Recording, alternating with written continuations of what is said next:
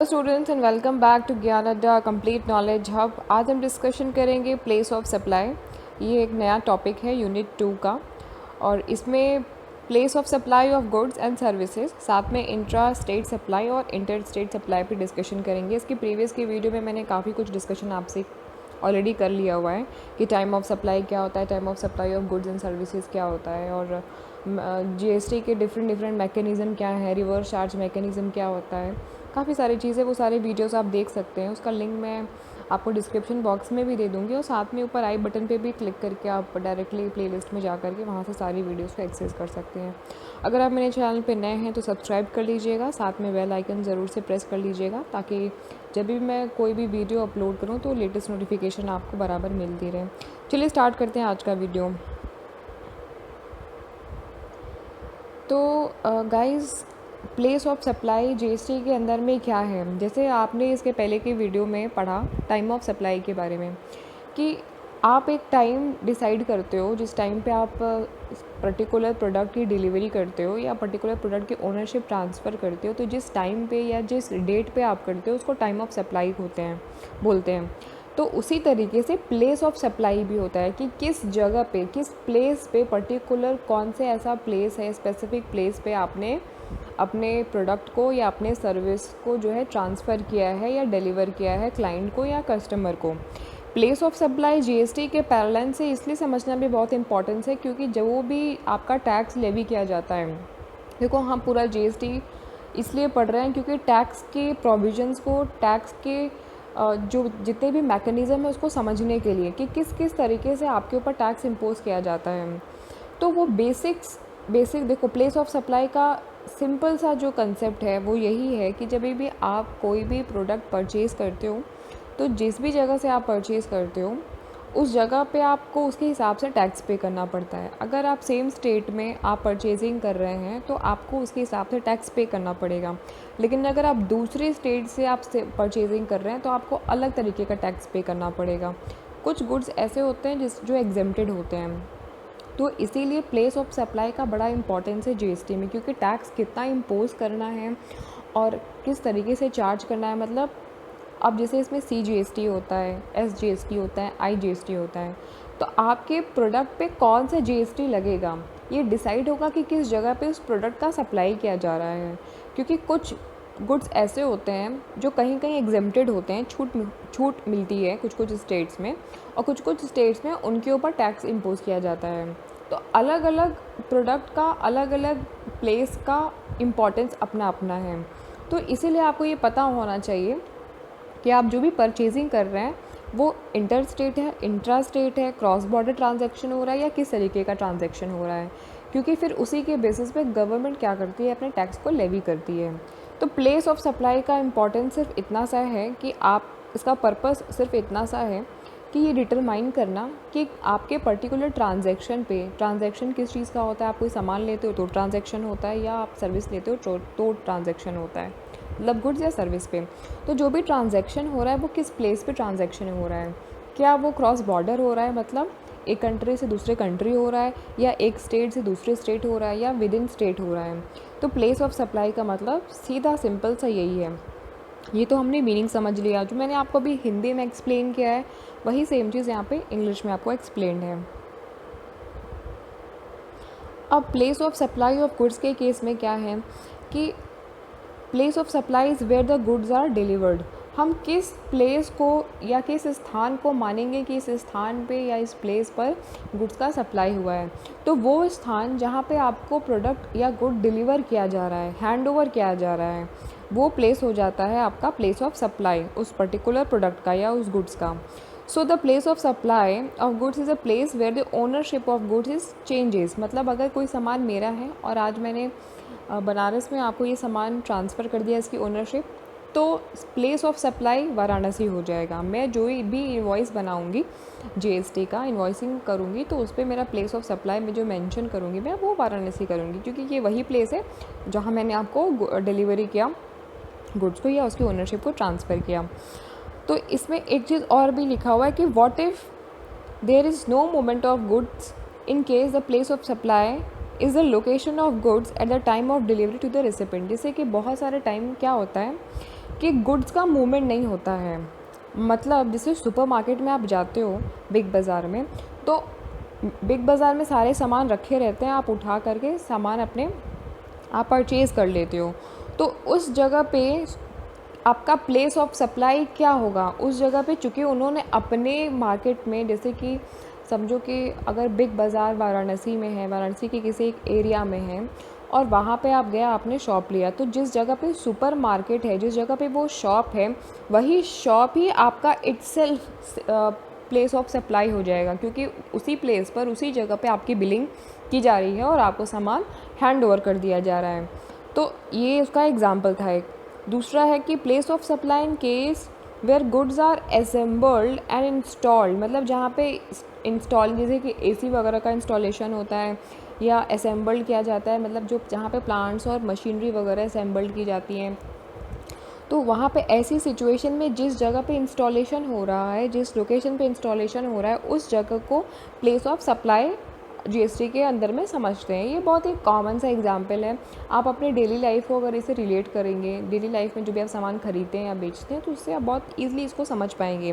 जैसे एक एग्जांपल के लिए कि आप समझ लो कि आपने कोई एक मशीन है और कलकत्ता से आपने उस मशीन की सप्लाई की हुई है, मतलब सप्लायर जो है वो आपका कलकत्ता से है, लेकिन आप जो है आप दिल्ली में बैठे हुए हो, ठीक है। मशीनरी का जो जो रिसीवर है वो दिल्ली में है और वो सामान मंगा रहा है कोलकाता से। तो ऐसी सिचुएशन में प्लेस ऑफ सप्लाई क्या होगा?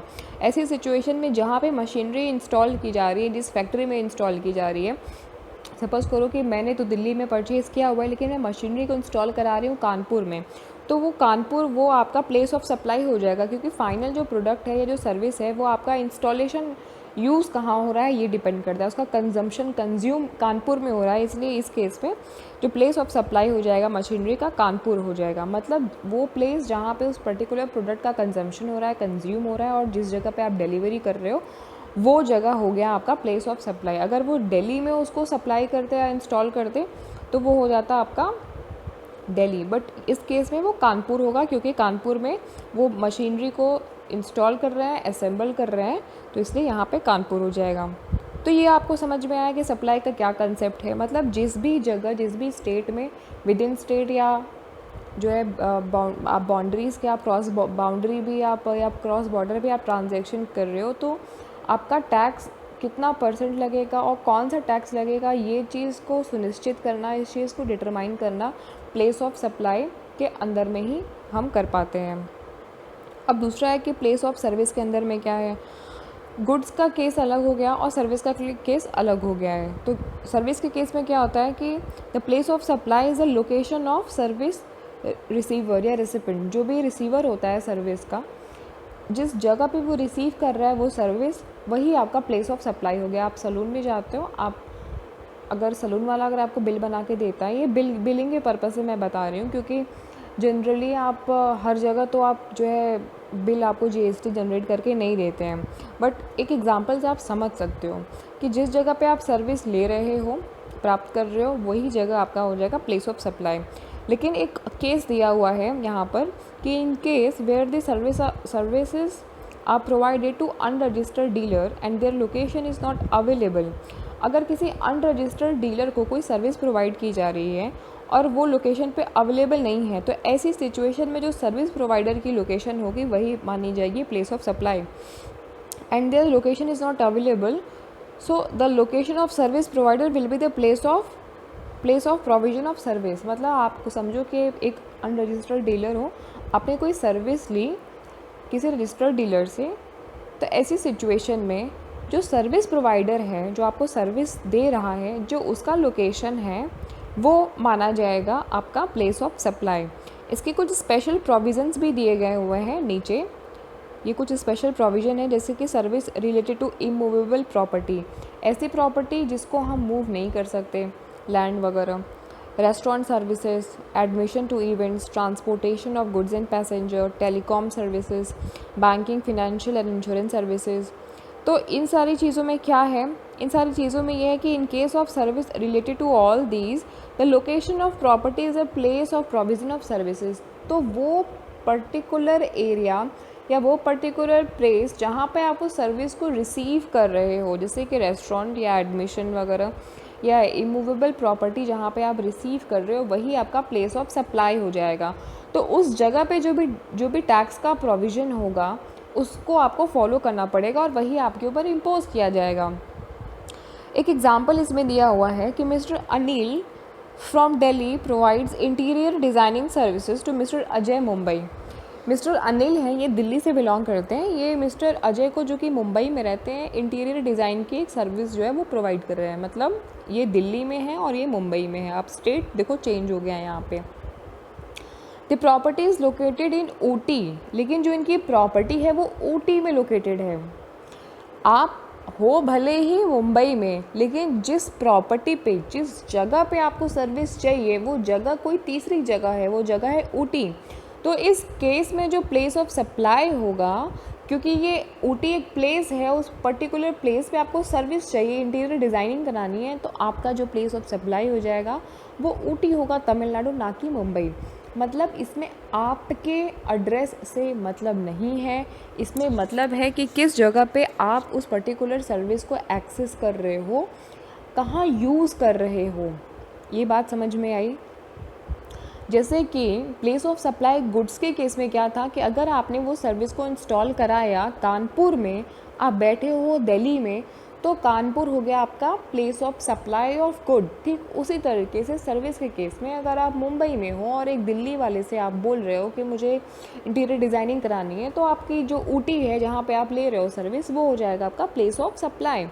एक दूसरा एग्जाम्पल भी दिया हुआ है कि a registered tax pair offer, एक रजिस्टर्ड टैक्स पेयर है। मतलब कि आप खुद को इमेजिन करो कि आप एक रजिस्टर्ड टैक्स पेयर हो, आपने अपना खुद का रजिस्ट्रेशन जीएसटी के अंदर में कराया है और आप हर साल आईटीआर फाइल करते हो, आप एक रजिस्टर्ड टैक्स पेयर हो। Offers passenger transport services from Bangalore to Hampi. अब आप क्या करते हो कि एक ट्रांसपोर्टेशन सर्विस को प्रोवाइड करते हो, ट्रैवलिंग का आपका काम है। आप रजिस्टर्ड डीलर हो या रजिस्टर्ड आप टैक्स पेयर हो और आपका टूरिज़्म का या ट्रांसपोर्टेशन का काम करते हो। आप बैंगलोर से हम्पी में कोई ट्रांसपोर्ट की सर्विस प्रोवाइड करते हो, ठीक है, या आप टूरिज़्म का नहीं भी काम कर रहे हो, तो एक एग्जांपल समझ लो कि आप एक ट्रांसपोर्ट की सर्विस प्रोवाइड करते हो बैंगलोर टू हम्पी। ऐसी सिचुएशन में जो पैसेंजर है जो कि ट्रैवल कर रहे हैं बैंगलोर से हम्पी में, वो तो अनरजिस्टर्ड है, वो तो रजिस्टर्ड नहीं है, आप तो रजिस्टर्ड हो। तो जो पैसेंजर्स हैं उनका जीएसटी का रजिस्ट्रेशन नहीं हुआ है, तो ऐसी सिचुएशन में जो सर्विस वो ले रहे हैं उसकी कंडीशन में प्लेस ऑफ सप्लाई क्या होगा? तो उसकी कंडीशन में प्लेस ऑफ सप्लाई वो होगा कि जिस जगह से उन्होंने वो सर्विस लेना स्टार्ट किया था, मतलब बैंगलोर से, क्योंकि वो बैंगलोर से हम्पी वो ट्रैवल कर रहे हैं। आप बैंगलोर में रहते हो या आपका जो ऑफिस है वो बैंगलोर में है, तो उनका जो डिपार्चर प्लेस हो गया या जो डिपार्चर एरिया हो गया वो हो गया स्टेट हो गया, या जो भी एरिया बोल सकते हो, स्टेट बोल सकते हो, वो बैंगलोर हो गया। तो इस केस में जो प्लेस ऑफ सप्लाई हो जाएगा वो बैंगलोर हो जाएगा। इतना आपको समझ में आया कि किस तरीके से चीज़ें काम करती हैं। बहुत ही सिंपल सा कंसेप्ट है।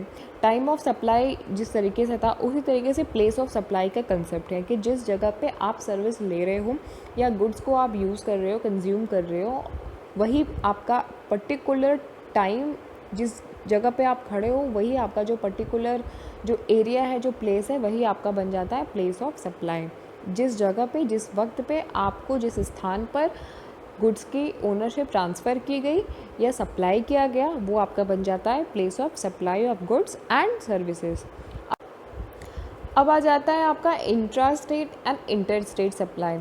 अब देखिए सेक्शन 7 में आईजीएसटी का सेक्शन 7 डिफ़ाइन करता है इंटर स्टेट सप्लाई के बारे में और सेक्शन 8 बताता है इंट्रा स्टेट सप्लाई के बारे में। इसको याद रख लेना, 7 और 8 आईजीएसटी एक्ट का। तो सेक्शन 7 में क्या बोलता है? सेक्शन 7 में इंटर स्टेट सप्लाई के बारे में डिफ़ाइन किया गया हुआ है। मतलब जो आपकी लोकेशन ऑफ सप्लायर होती है, लोकेशन ऑफ सप्लायर वो विद इन स्टेट नहीं होता है, सेम स्टेट में या सेम यूनियन टेरिटरी में नहीं होता है, तो आपकी प्लेस ऑफ सप्लाई उसके अकॉर्डिंग डिसाइड की जाती है। देखो डेफिनेशन में भी इसमें क्या लिखा हुआ है कि broadly inter state supply is when location of supplier, मतलब सप्लायर की लोकेशन की बात की जा रही है, एंड प्लेस ऑफ सप्लाई जिस जगह पे सप्लाई किया जा रहा है। लोकेशन ऑफ सप्लायर मतलब सप्लायर की लोकेशन। अगर सप्लायर की लोकेशन समझ लो यहाँ है, सप्लायर है ये, ठीक है, सप्लायर है महाराष्ट्र में। प्लेस ऑफ सप्लाई है आपका यूपी, ठीक है, एमएच महाराष्ट्र यूपी। ये दोनों सेम नहीं है, ठीक है, सेम नहीं है। या आप यूनियन टेरिटरी भी बोल सकते हो, मतलब दिल्ली से आप बोल सकते हो कि दमन दीव बोल सकते हो, दमन दीव बोल सकते हो, या लक्षद्वीप बोल सकते हो, कुछ भी आप ले सकते हो। लद्दाख में समझ लेना ये लक्षद्वीप है, ठीक है। तो क्या है इसमें, सप्लायर यहाँ पे है, रिसीवर यहाँ पे है, मतलब प्लेस ऑफ सप्लाई यहाँ पर है, इस जगह पे सप्लाई की जा रही है, लेकिन सप्लायर यहाँ पे है। तो ऐसी सिचुएशन में क्या हो गया, ये इंटर स्टेट सप्लाई हो गया कि नहीं हो गया। अब जब इस स्टेट से इस स्टेट में ट्रांसफ़र किया जा रहा है तो यहाँ पे क्या लगेगा, यहाँ पे CGST लगेगा, IGST लगेगा कि SGST लगेगा। ये आप अपना ब्रेन स्टॉर्म करिए, क्योंकि मैं आपको कई बार बता चुकी हूँ कि इंटर स्टेट में क्या लगता है और इंट्रा स्टेट में क्या लगता है। बहुत ही कॉमन कंसेप्ट है और एग्ज़ाम में ज़रूर एक क्वेश्चन आएगा इंटर स्टेट और इंट्रा स्टेट के बारे में, क्योंकि हर यूनिट में ये टॉपिक आपका बहुत कॉमन टॉपिक है। तो इसमें कंफ्यूज अगर हुए तो आप समझो कि कुछ नहीं कर सकते हो फिर इसमें कंफ्यूज, क्योंकि मैं 100 बार बता चुकी हूँ कि इंटर और इंट्रा में क्या डिफरेंस होता है। तो ये आप समझ गए।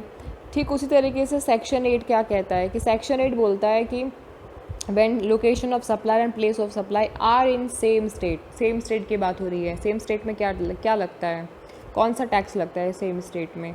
अब ब्रेन स्टॉर्म करिए, आप कमेंट बॉक्स में ज़रूर लिखिएगा कि सेम स्टेट में कौन से चार्ज लगते हैं। और सेम यूनियन टेरिटरी का मतलब क्या, अगर दिल्ली में हो तो दिल्ली में ही आपका सामान बिक रहा है तो सेम यूनियन टेरिटरी में आपको कौन सा चार्ज लगता है, या सेम स्टेट में कौन सा चार्ज लगता है। यूपी में हो, यूपी में ही बिक रहा है सामान आपका, तो आपका क्या यहाँ पे कौन सा चार्ज लगेगा, ठीक है। तो ये तो समझ में आया कि क्यों प्लेस ऑफ सप्लाई इंपॉर्टेंट है। प्लेस ऑफ सप्लाई से ही डिसाइड होता है कि आप कौन सा और कितना टैक्स पे करोगे, किस प्रोडक्ट पे CGST लगेगा कि IGST लगेगा कि SGST लगेगा, कौन सा GST लगेगा। तो इसीलिए प्लेस ऑफ सप्लाई पढ़ना बहुत ज़रूरी है। इसका जो नेक्स्ट टॉपिक है वो वैल्यू ऑफ सप्लाई है। अब आप एक चीज़ देख रहे हो कि पहले हमने पढ़ा टाइम ऑफ सप्लाई, फिर हमने पढ़ा जो है आपका प्लेस ऑफ सप्लाई पढ़ा, फिर अब हम पढ़ेंगे वैल्यू ऑफ सप्लाई। तो ये सारा जो हम पढ़ रहे हैं वो GST को समझने के लिए ही पढ़ रहे हैं कि GST किस तरीके से वर्क करता है। और एक चीज़ आप समझोगे ना तो उसी से रिलेटेड ही दूसरा चीज़ है। एक चीज़ अगर आपको समझ में आ गई तो दूसरी आपको फटाक से समझ में आ जाएगी। तो इस वीडियो में मैं आपको इतना ही बताऊंगी। इसके नेक्स्ट वीडियो में मैं आपसे काफ़ी चीज़ और भी इंटरेस्टिंग डिस्कशन करने वाली हूँ। अगर आपको मेरा वीडियो पसंद आया हो तो ज़रूर से लाइक कर लेना और सब्सक्राइब तो पक्का से कर लेना। अगर बेल आइकन प्रेस कर लोगे तो मेरी जो भी मैं वीडियोस अपडेट करती रहती हूँ ना, अपलोड करती हूँ, उसका नोटिफिकेशन आपको बराबर मिलता रहेगा। सब्सक्राइब तो लाइक और पक्का कर लेना, शेयर भी कर लेना अगर अच्छा लगा होगा वीडियो तो, ठीक है। So thank you for watching this video and next जो टॉपिक रहेगा वो आपका वैल्यू ऑफ सप्लाई रहेगा। काफ़ी इंटरेस्टिंग टॉपिक है वो भी, क्योंकि उसमें हम ये पढ़ेंगे कि किस तरीके से वैल्यूएशन किया जाता है जो गुड्स का हम सप्लाई करते हैं, कैसे हम GST डिटरमाइन करते हैं। फिर उसके बाद में GST डिटर्मिनेशन को पढ़ने के बाद हमारा यूनिट 2 कंप्लीट हो जाएगा। हम यूनिट 3 में जंप करेंगे जिसमें हम ITC को पढ़ेंगे, ITC किस तरीके से वर्क करता है। सो GST is very it's not a very big deal कि आप उसको समझ नहीं सकते हो। बहुत ही कॉमन चीज़ है, बट आप अपनी प्रैक्टिकल लाइफ से अगर रिलेट करोगे तो GST को आप अच्छे से समझ पाओगे। समझ रहे हो बात को, प्रैक्टिकल लाइफ से हर एक चीज़ को रिलेट करके आप समझो। और प्रैक्टिकल जितना रहोगे उतना ही एग्ज़ाम में आप प्लस में रहोगे। रट्टू तोता बनोगे तो गड़बड़ हो जाएगा। चलिए, thank you so much for watching this video. मिलते हैं हम नेक्स्ट वीडियो में।